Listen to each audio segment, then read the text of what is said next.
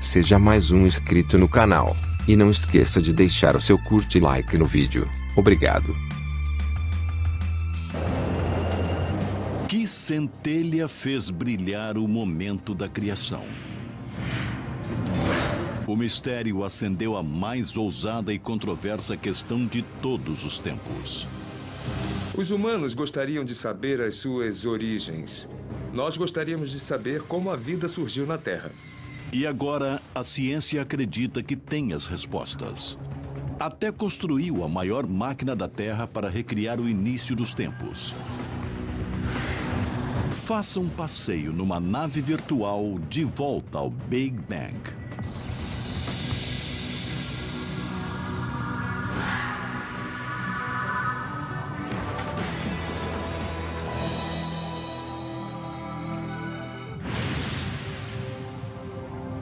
Nosso universo é um conjunto elegante de mais de 1 bilhão de galáxias, cada uma abrigando 100 bilhões de estrelas.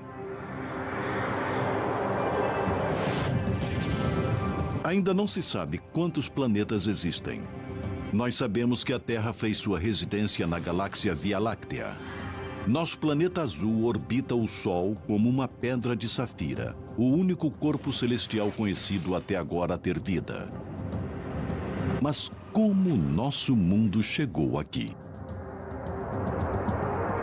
É elementar que queremos saber o que foi que criou o universo e como ele se desenvolveu por mais de 14 bilhões de anos de existência. Pela primeira vez na história, os cientistas têm respostas para algumas dessas perguntas.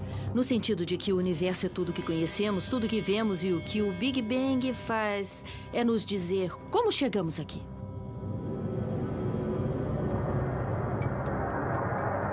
A teoria do Big Bang diz que há mais de 13,7 bilhões de anos, nosso universo começou num estado incrivelmente denso, quente e comprimido, com uma missão principal: expandir.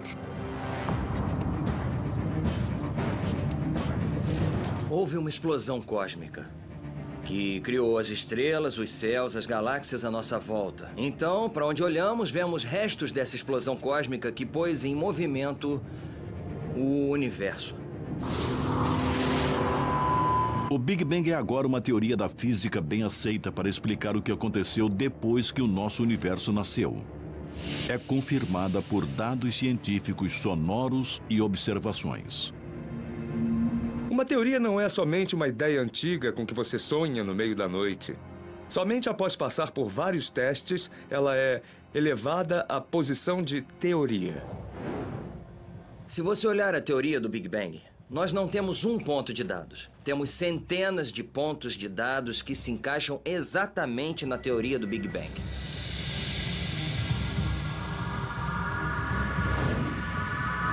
Quando olhamos para o céu à noite, podemos retroceder no tempo até o próprio Big Bang. Quando você olha para o céu, vê estrelas e talvez até a nossa própria galáxia Via Láctea. Mas se olhar mais além, verá um agrupamento de galáxias. Olhando ainda mais além, poderá ver a primeira geração de estrelas sendo formada e morrendo. Se continuarmos a voltar no tempo, poderemos ver os primeiros átomos formando. Continuando a nossa jornada de volta no tempo, podemos ver a formação dos primeiros prótons e nêutrons. Se retrocedermos o relógio ainda mais, poderemos ver o primeiro instante do Big Bang. Como se chegou à descoberta do Big Bang? Por que sabemos que é verdadeiro e o que ainda há para aprender? Por centenas de anos, os astrônomos olharam para a noite estrelada e contemplaram a origem do universo. Mas a maioria das ideias continham sentido religioso. No século XX, a ciência finalmente começou a juntar as peças deste quebra-cabeças antigo. Em 1915, Albert Einstein, talvez o cientista mais influente do nosso tempo, ficou fascinado com o nosso universo. Para ele não houve início nem fim. Einstein acreditava que o universo era infinito e eterno, mas as crenças pessoais de Einstein contradiziam suas equações que indicavam que o universo teve um começo. A teoria geral da relatividade de Einstein prevê que a gravidade é tecida na estrutura de espaço e tempo, ou espaço-tempo. Ao introduzir massa na gravidade do universo estática, consequentemente toda a matéria no universo se juntará. Em outras palavras, as galáxias cairiam umas sobre as outras. Por outro lado, o universo pode estar se expandindo se nascesse em estado de expansão. Einstein achava que o universo era estático e tal hipótese o satisfazia esteticamente. Então ele introduziu um fator de correção matemático nessas equações que não as tornavam erradas, mas davam uma solução muito especial. Uma solução muito improvável. Um universo estático. Einstein chamou esse fator de correção de constante cosmológica. Os físicos propunham que havia um efeito repulsivo de antigravidade para manter um universo estático. Essa variável cósmica satisfez a comunidade científica que, na época, tinha uma visão estreita do nosso mundo. Se você perguntasse para um astrônomo naquela época o que é o universo para você, ele diria: é fácil, é apenas a galáxia Via Láctea, é tudo o que existe. Ele não se move, é simplesmente uniforme e estático. O modelo ideal de Einstein de um universo estático logo foi derrubado. Nos anos 20, no Observatório de Monte Wilson, na Califórnia, o astrônomo Edwin Hubble surgiu com o maior telescópio refletor de seu tempo. Ele permitiu olhar mais distante no espaço do que nunca antes. O Hubble foi assombroso para a descoberta que havia milhares de galáxias, além da nossa Via Láctea. Ele fez isso medindo o brilho das estrelas distantes comparadas às estrelas próximas, observando sua radiação eletromagnética desviada para o vermelho. Estamos familiarizados com o som que um carro faz quando passa. Quando ele passa. Isso é o comprimento da onda sonora sendo esticada quando um carro está recuando ou se aproximando. Ondas de luz fazem a mesma coisa. Quando um objeto está se movendo em nossa direção, ele fica mais azul. E quando um objeto está se afastando de nós, ele parece mais vermelho. Isso se chama deslocamento para o vermelho. Por isso, observando se quão vermelho algo parece estar, os astrônomos podem ter uma ideia de sua distância. Aqui está um universo hipotético se expandindo depois do Big Bang. Adesivos são as galáxias e a bola é o espaço no qual as galáxias estão agrupadas. Isso é exatamente o que nós vemos em nosso universo, onde as galáxias estão se afastando umas das outras. O Hubble comprovou os cálculos que Einstein havia feito, mas que o gênio da ciência ficou relutante em reconhecer. Mas quando Edwin Hubble finalmente mostrou que o universo estava de fato se expandindo, Einstein disse: esse foi o meu maior erro. A descoberta do Hubble de um universo em expansão, conhecida como a Lei de Hubble, se tornou a primeira peça de evidência que apoiaria o Big Bang, uma teoria que veio de uma fonte improvável. Georges Lemaitre, um padre belga e professor de física, estudou as equações de Einstein. Ele calculou que se o universo está se expandindo hoje, ele deve ter sido menor no passado, portanto, ele deve ter tido um início. Lemaitre propôs que nosso universo em expansão emergiu de um átomo primitivo. Ele entendeu as implicações da ideia de Einstein, que se o universo estava se expandindo, então talvez tivesse uma origem em algum tipo de átomo cósmico primordial ou algum tipo de ovo cósmico que, chocado, deu à luz ao universo. Os colegas de Georges Lemaitre não acreditavam muito no átomo primordial. Sugeriam um evento de criação que talvez beirasse mais a religião e a teologia. Eles preferiam achar que o universo seria tanto estático como a maioria das pessoas pensavam antes disso, ou talvez eternamente se expandindo, se ele realmente estivesse se expandindo como Hubble mostrou. Lemaitre defendeu sua teoria do átomo primordial como puramente científica. Mas o astrônomo britânico Fred Hoyle se opôs firmemente à sua hipótese. Concordando que o universo estava se expandindo, Hoyle propôs que as novas galáxias eram formadas de matéria que vinham sendo feitas constantemente. E assim, o universo sempre teria existido e sempre pareceu o mesmo. Hoyle chamou sua teoria alternativa de o estado estacionário. De fato, Fred Hoyle admitiu ter observado que o universo parecia estar se expandindo. Mas ele disse que não houve um evento de criação, não houve um início. O universo sempre esteve se expandindo e continuaria para sempre a se expandir. Em 1984, durante um programa de rádio em Londres, Hoyle tentou diferenciar sua teoria de estado estacionário com a ideia de Lemaitre do átomo primordial. Ele se referiu à teoria de Lemaitre como Big Bang de Lemaitre, e o nome ficou. Essas duas teorias concorrentes se envolveriam no último e científico duo para determinar a origem de tudo.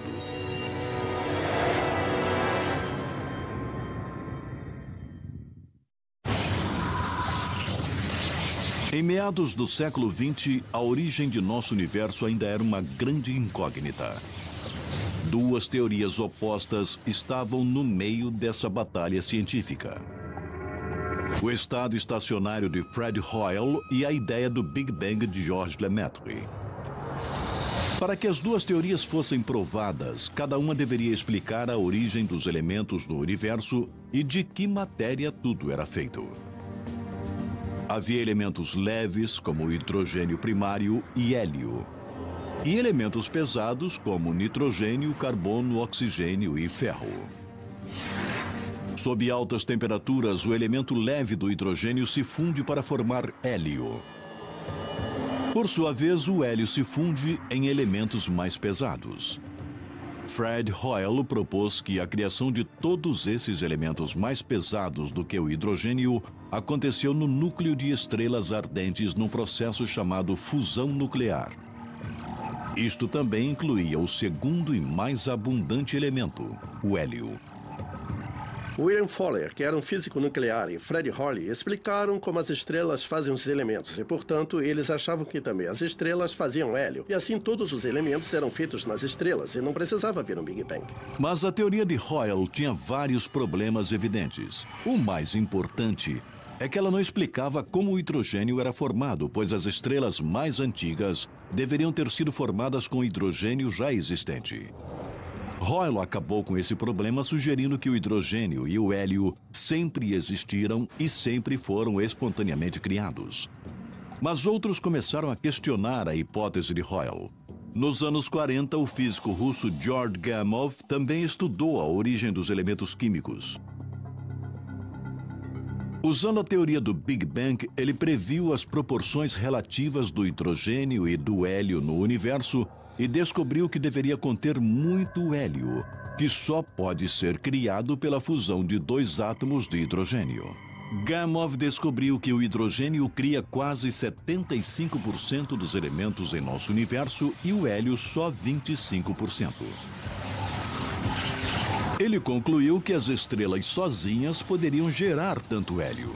Mas se o universo começou com um Big Bang quente e denso, as temperaturas eram altas o suficiente em toda parte para fundir o hidrogênio em hélio. Se olhar para o que é chamado de nuvens de gás primordial, elas têm o que é provavelmente a proporção original de hidrogênio e hélio, e que é aproximadamente 3/4 a 1/4 de hidrogênio para hélio, o que a teoria do Big Bang prevê. A origem dos elementos pesados da fusão de elementos mais leves ficaram conhecidas como nucleossíntese. É a segunda linha de evidências que apoia a teoria do Big Bang. Mas Georg Gamow deu um passo além. O físico George Gamow e seus alunos criaram uma hipótese fantástica e surpreendente. Se o universo estivesse muito quente no instante do Big Bang, então hoje deveria haver uma brasa, uma fosforescência, ecos dessa radiação ainda reverberando ao redor do nosso universo. A temperatura do espaço deveria ser poucos graus acima de zero absoluto. Um resto de temperaturas ardentes e violentas do próprio Big Bang. Gamow não tentou detectar essa fosforescência, mas ele levantou uma questão. 2 décadas se passaram antes que a teoria do Big Bang fosse inegavelmente provada e por acidente. Nos anos 60, a AT&T, antigo Bell Labs, construiu uma antena gigante para se comunicar com os satélites mais antigos. Esses instrumentos convertem ondas sonoras em impulsos elétricos e então em luz na forma de micro-ondas e ondas de rádio. Em 1964, os radioastrônomos Robert Wilson e Arno Penzias estavam usando a antena para observar o hidrogênio na galáxia Via Láctea quando captaram um estranho sinal. Usando o telescópio gigante localizado em Holmdel, Nova Jersey, Penzias e Wilson escanearam o céu em busca de um som irritante. Para sua surpresa, eles captaram um sinal de radiação fraco em todas as direções. Os astrônomos ficaram perplexos. Eles não conheciam nada no espaço que pudesse gerar tal ruído. A maioria dos cientistas provavelmente o teria ignorado, mas eles perceberam que aquilo era algo sério. Eles procuraram todas as causas possíveis, incluindo pombos e seus excrementos sobre o radiotelescópio. Na verdade, não havia nada que estivesse produzindo ruído artificialmente. Aquele sinal vinha realmente do próprio universo. E, quando viram isso, entraram em contato com um astrônomo em Princeton que havia teorizado que seria possível observar essa micro-onda ambiente diretamente. Penzias e Wilson descobriram a evidência incontestável. Era o fundo cósmico em micro-ondas. Na verdade, o resto de radiação do Big Bang, como previu o físico George Gamow nos anos 40. O fundo cósmico em micro-ondas mostra como o universo era há aproximadamente 380 mil anos depois do Big Bang. Antes dessa época, o universo era um ensopado denso e opaco de partículas carregadas e radiação na forma de raios gama e raio-x. Após se passarem cerca de 380 mil anos, a mistura primitiva esfriou para permitir que os primeiros átomos neutros se formassem. Nesta época, matéria e radiação se separaram e os primeiros fótons ou raios de luz conseguiram passar livremente pelo universo. Esses mesmos fótons são a radiação incandescente que vemos hoje e que viajou desde o início dos tempos. É igual a quando você vai acampar nas montanhas e tem uma neblina matutina e você não consegue ver nada até que o sol levante e a neblina se desfaça. E então você pode ver lindas montanhas ao seu redor. Não significa que elas tenham sido feitas há poucos minutos. É isso que está acontecendo no universo. 400 mil anos depois do Big Bang, a neblina se dissipou e conseguimos ver as estruturas. Mas achamos que as estruturas foram, na verdade, feitas na primeira fração de segundo após o Big Bang. A radiação cósmica de fundo em micro-ondas foi a terceira e mais forte peça de evidência validando a teoria do Big Bang. Num sentido, o toque de despedida para a teoria do estado estacionário foi a descoberta da radiação cósmica de fundo em micro-ondas. A teoria de estado estacionário basicamente não tem origem plausível para essa radioirradiação neutralizada. A comunidade científica finalmente abraçou a teoria do Big Bang, mas o fundo cósmico em micro-ondas gerou perguntas imediatamente. Quando olhada de perto, a radiação parecia lisa, não granulosa como esperado. Era um problema, pois olhamos para o universo hoje e vemos que é claramente uniforme. Há galáxias em alguns lugares e não há em outros. Então se tornou um problema para os cosmólogos explicar como essa estrutura poderia ter evoluído desse estado inicial muito liso. Durante as 3 décadas seguintes, os cientistas tentaram descobrir variações ou flutuações mínimas de temperatura que deixariam uma marca no fundo cósmico em micro-ondas. Mas essas variações eram difíceis de se ver com instrumentos baseados em terra. A ciência precisaria conquistar o espaço para buscar respostas.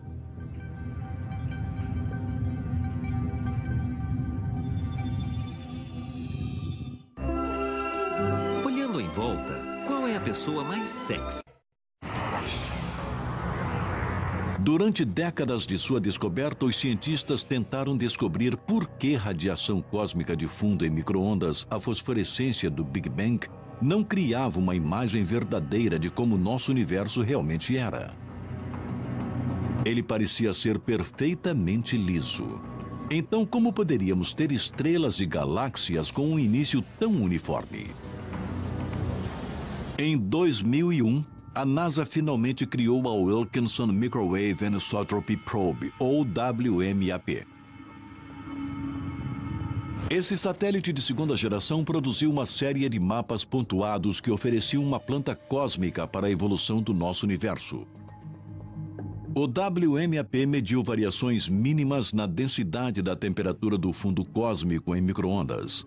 Essas irregularidades de temperatura finalmente levaram à formação dos aglomerados e superaglomerados de galáxias.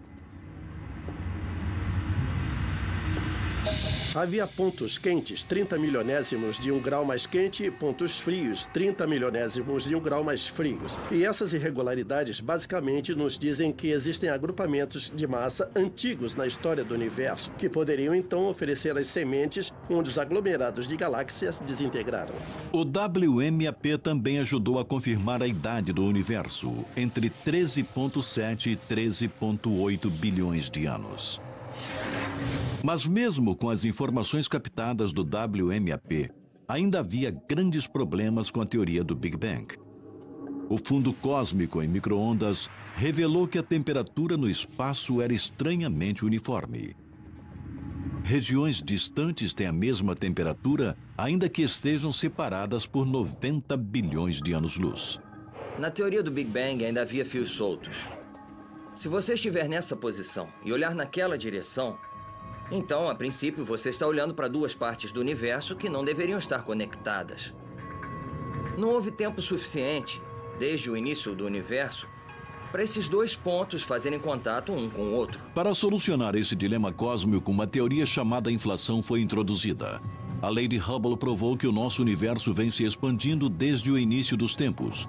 Contudo, 1 trilionésimo de 1 trilionésimo de 1 trilionésimo de 1 segundo após o momento da criação, o espaço passou por um período rápido e hiperexpansionista, pelo qual ele se expandiu mais rápido do que a velocidade da luz e então retornou ao passo expansionista normal. Consequentemente, pontos no espaço que estão agora mais distantes poderiam ter estado em contato próximos um ao outro e com a mesma temperatura. O universo começou muito pequeno. Isso significa que houve tempo para ele se tornar uniforme, para manter a mesma temperatura e densidade em toda parte, pois era muito pequeno. A inflação exponencialmente fez o espaço crescer a um tamanho gigante. Por exponencialmente, quero dizer dobrar de tamanho, cada intervalo mínimo de tempo. Então, enquanto se expandia, mantinha uma temperatura e densidade uniformes. A teoria da inflação também ajuda a explicar outro problema. Os dados do WMAP determinavam a forma do universo como sendo plana e não curva como deveria ser, baseado na quantidade de matéria e energia presentes. A teoria da inflação naturalmente explica esse aparente nivelamento do universo. Imagine que vivemos na superfície dessa bola de basquete, que é muito pequena e assim, obviamente, parece ser curva. Agora, suponha que você aumente a bola até o tamanho da Terra. E qualquer região local visível pareceria plana. Parece plana somente porque nós estamos vendo uma fração mínima de tudo que existe. Bem, no caso do universo, os astrônomos acham que ele pode muito bem ser curvo como uma bola. Mas é tão enorme que nós só vemos uma fração mínima, tão localizada, que a parte que vemos parece plana, apesar da curvatura intrínseca. O problema do nivelamento é solucionado porque, apesar da forma inicial do universo, assim que ele se expandiu para uma estrutura muito maior do que as partes que podemos ver, as partes que podemos ver são naturalmente planas. A inflação resolve primorosamente muitas das questões que cercam o modelo original do Big Bang. Mas existe apenas um problema. Ainda não há prova de que a inflação realmente aconteceu. Tivemos a ideia de que o universo começou num estado quente, denso e está expandindo, e a ideia do Big Bang. Nós temos uma teoria agora que acrescentamos a ela chamada inflação, sobre que parte daquele processo deu certo. Nós ainda não temos provas que isso aconteceu aqui, aconteceu ali e aonde aconteceu. Ainda temos que explicar, é como funciona. Uma nova missão pode descobrir se a inflação realmente ocorreu. Em 2009, a European Space Agency, em conjunto com a NASA, lançam o Planck. É um satélite de terceira geração que estudará o fundo cósmico em micro-ondas com resolução inacreditável, que não foi conseguida pelas missões COBE e WMAP.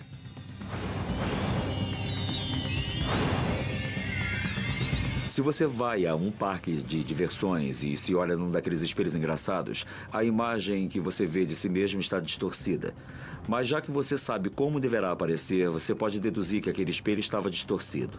Com o Planck, nós podemos ver as distorções dele e dessas distorções nós poderemos aprender algo, não só sobre o início do universo, mas algo sobre a matéria no universo nos dias de hoje.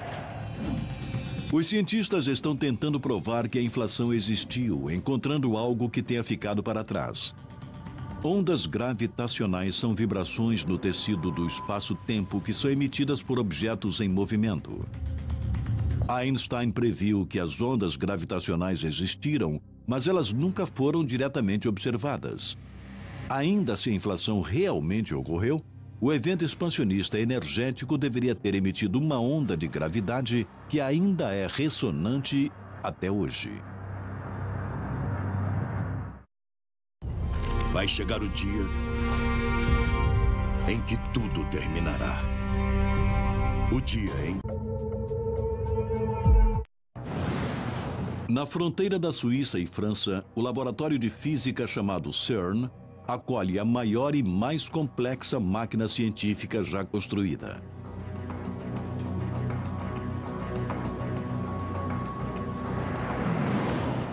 Instalada a 91 metros no subsolo e do tamanho de 5 jatos jumbo, o Large Hadron Collider, ou LHC, foi projetado para recriar as condições que existiram a 1/1000 de segundo após o Big Bang, para dar respostas sobre por que e como ele aconteceu.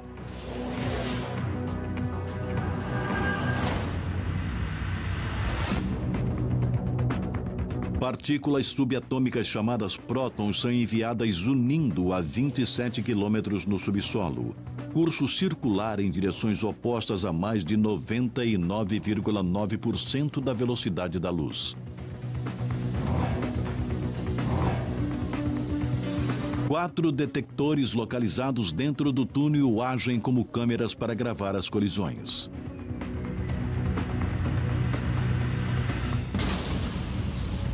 Quando os prótons se chocam, sua massa e velocidade combinadas irão com sorte formar novas partículas, que podem ter estado presentes a nanosegundos após o Big Bang e se dissolveram. Essas partículas poderiam esclarecer a origem das partículas fundamentais da natureza.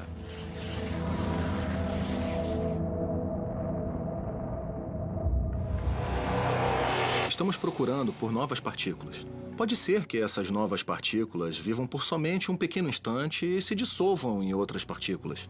E nós observamos aquelas partículas dissolvidas e as rastreamos. E a partir disso, conseguimos descobrir qual era a energia delas, de onde elas vieram e de que massa de partícula precursora eram. Como chefe do projeto no CERN, o físico Michael Tutz está esperançoso que as experiências produzirão bóson de Higgs, conhecido como a partícula de Deus. Acredita-se há muito tempo que a partícula Higgs pode ter estado presente um instante após o Big Bang e pode ter dado massa para toda a matéria normal no universo. Uma das principais razões para a construção do LHC foi descobrir essa partícula Higgs, que, de certa forma, é uma espécie de santo graal da física das partículas, porque é a última peça restante do quebra-cabeças do qual não temos uma evidência experimental. O Large Hadron Collider também pode esclarecer a teoria do tudo. Ela propõe que abaixo de energias e temperaturas extremamente altas, as 4 forças da natureza: gravidade, força eletromagnética, as forças nucleares forte e fraca poderiam ter sido uma vez unificadas nos primeiros momentos após o nascimento do universo. Então, quando a gravidade dividiu essa força mestre, começou o rápido período expansionista da inflação, que pode ser visto como sendo o Bang do Big Bang. Se nos primeiros estágios do universo, quando as energias eram muito altas, pode ser que todas as forças parecessem ter a mesma resistência, pois sugere que talvez todas as forças que vemos agora sejam manifestações de alguma força antiga, primordial que existiu.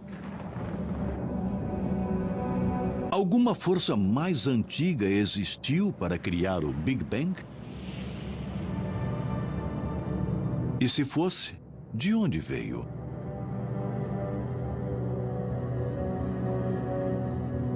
A teoria inflacionária faz muito mais do que ajustar dados. A teoria prevê que poderia ter havido um período pré-inflacionário.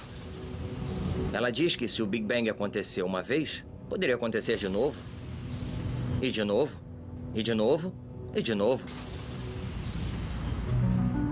Muitos físicos teóricos concordam com um pré-Big Bang, em que o nosso universo pode ser, na verdade, o resultado de um universo pré-existente. Uma ideia do que aconteceu antes do Big Bang é que realmente houve outro universo e nós éramos uma flutuação quântica desse universo pré-existente. Isso pode acontecer muitas vezes. Se o universo nasceu uma vez, pode acontecer outra vez, criando-se multiverso de universos. Talvez eles aconteçam o tempo todo. Com universos se lançando em outros universos, criando universos maiores, ou universos se dividindo em dois universos bebês. Os modelos de pré-Big Bang realmente não têm dados experimentais para apoiá-los. E então, podem ser verdadeiros ou podem não ser. Ainda não há evidência confirmando se o nosso universo começou do nada ou de algo. Mas o Big Bang esclarece como o nosso universo evoluiu. E talvez seja seu último destino.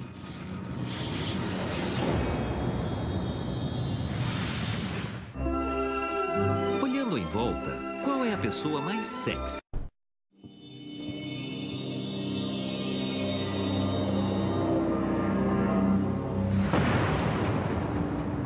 O Big Bang é a explicação aceita da origem de nosso universo, de acordo com dados científicos, observações e teorias de físicos e matemáticos. Eis um cronograma do que achamos que aconteceu.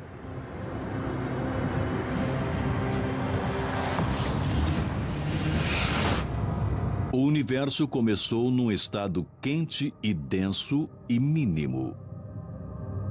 E começou a se expandir. Se a teoria do tudo for provada, as quatro forças da natureza, gravidade, eletromagnetismo, forças nucleares forte e fraca, são unificadas numa força fundamental num trilionésimo de um trilionésimo de um trilionésimo de um segundo. Enquanto o universo continua a se expandir e a gravidade fria se separa das outras três forças. Ao mesmo tempo, o universo se expande de porções mínimas do diâmetro de um próton para mais de 1 bilhão de anos-luz em uma fração de segundo. Esse processo de hiperexpansão chamado inflação dispôs as sementes de estrutura por todo o universo e mantém sua temperatura quase uniforme.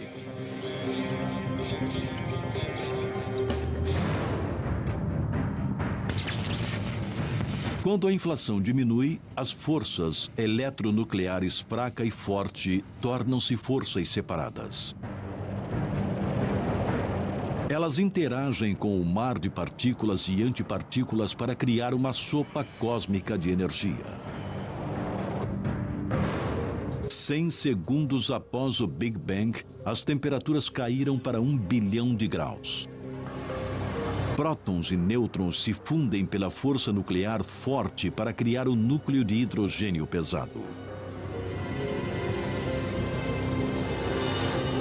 Levados pela temperatura intensa e pressão, a fusão nuclear converte o núcleo do hidrogênio pesado em hélio. Após alguns minutos, cerca de 1/4 do hidrogênio é convertido em hélio que, por sua vez, produzirá elementos mais pesados. Por centenas de milhares de anos, a matéria e a radiação são unificadas em nebulosa. Então, 380 mil anos após o Big Bang, a matéria e a radiação se separam, permitindo que os fótons ou os raios de luz viajem desimpedidos pelo espaço. O universo enevoado se torna transparente, permitindo que os fótons que fazem o fundo cósmico em micro-ondas sejam vistos. Quando o universo está com algumas centenas de milhões de anos, a gravidade atrai o hidrogênio e o gás hélio para formar nuvens que se dissolvem, formando as primeiras estrelas.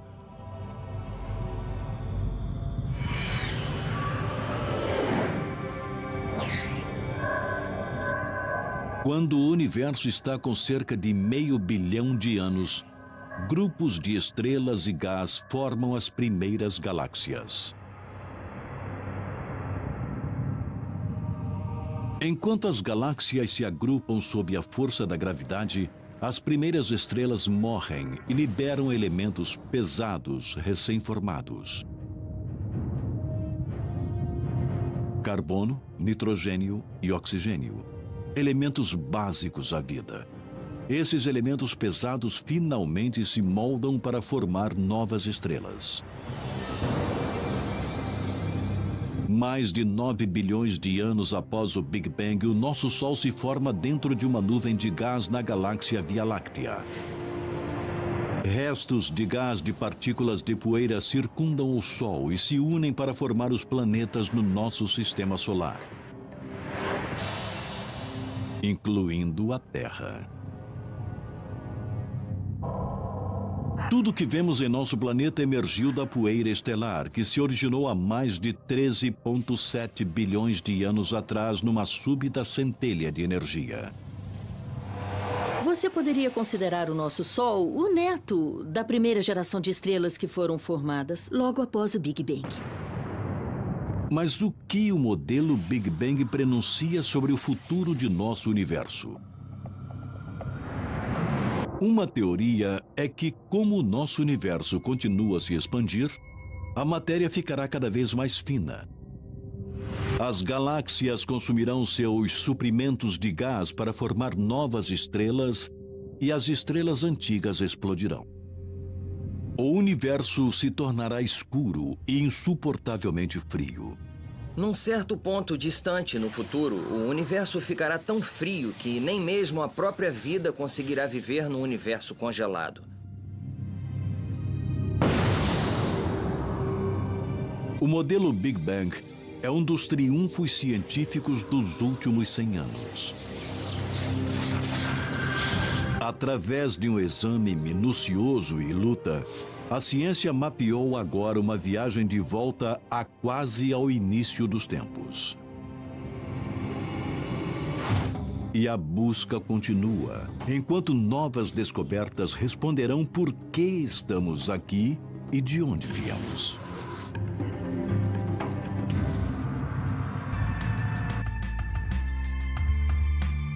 Muito obrigado pela sua inscrição no canal e pelo seu curte e like no vídeo.